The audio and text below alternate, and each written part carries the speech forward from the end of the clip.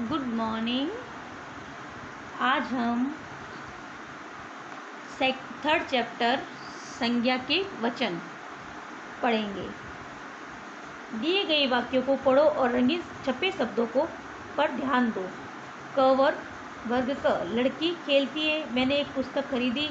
लड़का आया, उसने एक कविता लिखी। लड़की, पुस्तक, लड़का, कविता, ये क्या है? एक वचन। वर्ग ख, लड़कियां खेलती है, मैंने पुस्तकें खरीदी। लड़के आए, उसने 5 कविताएं लिखी। लड़कियां, पुस्तकें, लड़के, कविताएं, ये क्या है? बहुवचन। क वर्ग में दिए गए वाक्यों में रंगीन छपे शब्द किसी वस्तु या प्राणी के एक होने का बोध करा रहे हैं, जबकि ख वर्ग में इन्हीं शब्दों के कुछ बदले हुए रूप उनके एक से अधिक होने का बोध कराते हैं। इन शब्दों में से यह स्पष्ट है कि शब्दों के कुछ रूप उनके एक होने तथा उनके कुछ रूप उनके अधिक होने का बोध कराते हैं। शब्दों के ये रूप ही वचन कहलाते हैं। यानी कुछ तो एक चीज का होने का बोध कराते हैं और कुछ एक से ज़्यादा होने की बात बता रहे हैं, तो ये वचन कहलाते हैं। किसी शब्द के जिस रूप से संख्या के एक या अनेक होने का बोध होता है उसे वचन कहते हैं। इसको अंडरलाइन करो। हिंदी में वचन 2 प्रकार के होते हैं। कितने प्रकार के होते हैं? 2 प्रकार के। कौन कौन से? एक वचन, बहुवचन। एक वचन में एक चीज की जानकारी होती है और बहुवचन में एक से अधिक, 2 भी हो सकती है, 3 भी हो सकती है।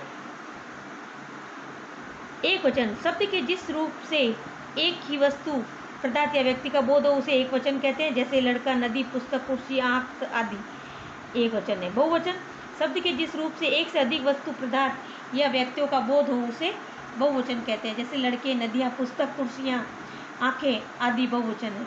वचन की पहचान। अब वचन को कैसे पहचानेंगे? वचन की पहचान मुख्य रूप से 2 प्रकार से होती है। कौन कौन से? संज्ञा या सर्वनाम के रूप से, क्रियापदों के रूप से। इन दोनों पद, ये पहचान है इनकी। जैसे बच्चा खेल रहा है, यानी क्या पहचान हो गई कि बच्चा एक बच्चा है जो खेल रहा है। ज़्यादा होंगे तो क्या बोलेंगे? बच्चे खेल रहे हैं। वह जा रहा है, ये सर्वनाम हो गया, वह जा रहा है। और बहुवचन में वे जा रहे हैं। और क्रियापदों के रूप में पक्षी उड़ रहा है, एक वचन, पक्षी उड़ रहे हैं। बहुवचन मजदूर काम कर रहा है, एक वचन, मजदूर काम कर रहे हैं, बहुवचन। वचन संबंधी कुछ नियम। एक वचन के स्थान पर बहुवचन का प्रयोग। अब एक वचन के स्थान पर बहुवचन का प्रयोग कैसे कब करेंगे? जब आदर सूचक शब्द हो, बड़प्पन दिखाने के लिए, ये ध्यान रखना। आदर सूचक शब्द के साथ एक वचन के स्थान पर बहुवचन का प्रयोग होता है। जैसे मेरे पिताजी दफ्तर जा रहे हैं। हम ऐसे थोड़ी नहीं बोलेंगे मेरा पिताजी दफ्तर जा रहा है, नहीं बोल सकते ना। मेरे पिताजी दफ्तर जा रहे हैं। श्री राम सबके प्यारे थे, बड़प्पन दिखाने के लिए बहुवचन का प्रयोग। महात्मा गांधी महान देशभक्त थे, वे कई बार देश के लिए जेल गए। फिर दर्शन, आंसू, हस्ताक्षर, होश, प्राण, बाल, लोग आदि शब्द सदा बहुवचन में प्रयुक्त होते हैं। दर्शन, आपके दर्शन हेतु मैं यहाँ उपस्थित हुआ। आंसू, उसके आंसू रोके नहीं रुके। हस्ताक्षर, उसके हस्ताक्षर देख रही मैंने रुपए दिए। बाल, मेरे बाल सफ़ेद होते जा रहे हैं। लोग कहते हैं कि मैं या वह धोखेबाज है। वाक्य बनाते समय एक वचन शब्दों के साथ गण, वर्ग, दल आदि शब्द जोड़कर इस प्रकार वाक्य बनाते हैं। विद्यार्थीगण भाषण सुन रहे हैं। अध्यापक एक है और ज़्यादा होंगे ना अध्यापक, तो क्या बोलेंगे? आज भी अध्यापक वर्ग देश का निर्माण कर रहे हैं। अब विद्यार्थी यहाँ पे एक था तो विद्यार्थी, और ज़्यादा हो गए तो विद्यार्थीगण बोला हमने। टिड्डी, एक टिड्डी है इसलिए टिड्डी। अगर ज़्यादा होंगे तो क्या होगा? टिड्डी दल खेत की ओर बढ़ रहा है। ये एक टिड्डी खेत की ओर नहीं बढ़ती, टिड्डी दल। हिंदू लोग सदा से ही उदार रहे हैं। बहुवचन के स्थान पर एक वचन। कई जातिवाचक शब्द कभी कभी एक वचन में भी बहुवचन का ज्ञान कराते हैं। जैसे मनुष्य एक सामाजिक प्राणी है तो एक ही चीज़, जातिवाचक शब्द कभी कभी एक वचन में भी एक वचन ही है, लेकिन ये बहुवचन का ज्ञान करा रहे हैं। मनुष्य एक सामाजिक प्राणी, समाज एक व्यक्ति से नहीं बनता है, एक से अधिक व्यक्तियों से बनता है। आधुनिक मानव स्वार्थी होता जा रहा है। फिर स्वाभिमान तथा अधिकार को प्रकट करने के लिए संज्ञा, सर्वनाम आदि का बहुवचन में प्रयोग किया जाता है। जैसे हम कहते हैं कि ये बात सत्य है, या मैं कहते हैं कि ये नहीं होगा।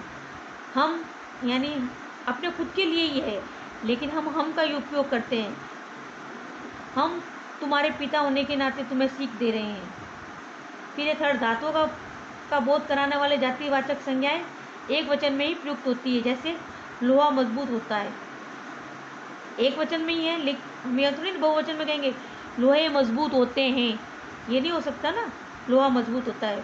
सोना बहुमूल्य होता है, सोने बहुमूल्य होता है, ये नहीं बोल सकते अपन। सोना बहुमूल्य होता है, एक वचन में प्रयुक्त होता है ये हमेशा। आज हम यहाँ तक ही पढ़ेंगे, और जो क्वेश्चन दे रही हूँ वो आपको करना है।